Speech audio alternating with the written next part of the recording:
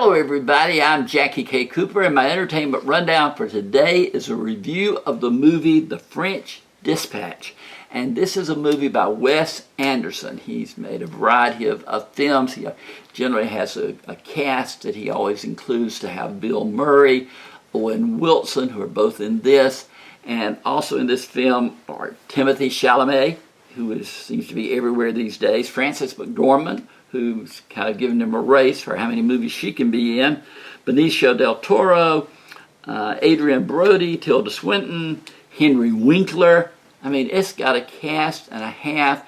It's about a newspaper in Kansas that has a branch in Europe, which is a magazine spin-off or off the paper, and its publisher, editor is played by Bill Murray.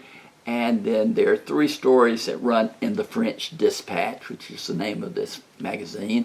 And the movie brings each one of those 3 stories to life. And they are 3 of the most non-interesting stories that could be. I became a fan of Wes Anderson when he did The Grand Budapest Hotel. I thought it was hysterical. He's done several movies over that, but that was a real big movie that made me alert for his films. And then along comes this thing, and of the 3 stories you would think one of the stories would be interesting, but no, they just are interminable. One's about a man in an insane and mental health asylum who is a painter, and a story excerpt of his life. And then another one's about, kind of a student revolution. That's when Timothy Chalamet is in. And I can't remember what the 3rd one's about. But they just didn't have any spark. And Wes Anderson's movies always have spark. They have just a certain subtle sense of humor.